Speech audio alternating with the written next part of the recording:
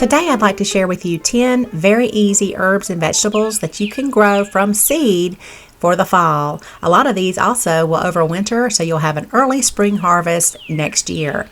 So the first thing is lettuce. Now lettuce can tolerate a very, very slight frost, not all the time, but sometimes it can. And so I have already planted a couple of different varieties of lettuce, and that only takes about 45 to 50 days to mature. So you can go ahead and get that started. Also, chervil is a wonderful herb that has a slight anise flavor. That's a great cool season herb. And then of course cilantro. I showed you how to grow that in an in-depth video. I'll leave a link at the end of this video if you'd like to check them out. And so this is a picture of my cilantro this year. It had overwintered. Right there in the back is where my cilantro was. That was something that I had planted in the fall of 2015. So in March it was coming back to life a little bit, and then by April it was ready for me to cut down and just start enjoying it in the kitchen. So a wonderful thing to plant in the fall along with spinach. Spinach is wonderful. A lot of times it will also overwinter. So I planted some in the fall last year, and this is where I was harvesting it early in the spring in April. Not all of it survived. I'm not saying that it always will, but sometimes it will. So give it a try. You can certainly enjoy it in the fall.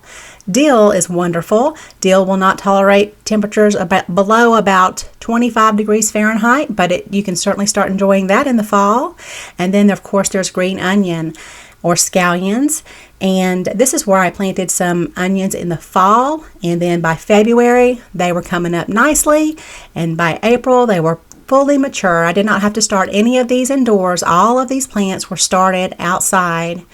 Also, don't forget to go ahead and get those garlic cloves in the ground in the fall as well. Now, parsley is kind of an unusual herb for us because it's a biennial. You can go ahead and get that started here in the fall. Just sow your seeds directly outdoors. Here is an example where I had some growing last November of some seeds that I just sowed directly into my bed. And then by February, it had got knocked down pretty good from all the snow that we had. And then in March, it started to spring back to life just a little bit. Now that will go straight to seed on me. So I always start some indoors for my next year, but I can still use a little bit of this. That's what I wanted to show you. You can still use a little bit. Now also, your kale and collards will, well, they might stay green through the winter. It really depends on where you live, but do expect that those will also go straight to seed, as they are also biennials. So right when the temperatures warm up, expect to see some little flowers on there. So our last two vegetables are sugar snap peas and carrots, and I did some pretty thorough videos for you on how to get those growing. I'll leave a link up here for you if you missed those. I had to go ahead and plant my carrots and my sugar snap peas a couple of weeks ago because my first frost, the average frost date is the middle of October. So I had to go ahead and get those in the ground. Those vegetables take about 65 to 70 days to mature, so I needed to make sure that I had them growing. Peas sometimes can tolerate some of those colder temperatures, but sometimes they don't. So I wanted to go ahead and get them growing. So just to recap, these are some of the herbs and vegetables that should be very easy for you to get started here in the fall. These can just be started right into the soil. You don't need to start these indoors and then move them outdoors. I want to make it easy for you here, okay? And just so you know, keep in mind that everybody lives in different climates. I'm in zone 6B. We get a lot of snow, but you may live somewhere colder. So some of those things that I showed you that I'm able to overwinter, you may not be able to. So just check below. I'll leave a link to the Farmer's Almanac, and that should help get you started and clarify information about any of these herbs and vegetables you're unsure about.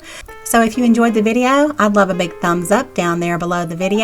And also while you're down there, feel free to go ahead and hit that subscribe button, and then head on over to my channel. Over there I have multiple playlists to show you different ways that you can use all of these herbs and vegetables in your kitchen. They are organized by the herb and vegetable. So once yours are growing in your garden and you want some ideas, feel free to head on over there and check them out. Thank you so much for watching, and y'all have a beautiful day.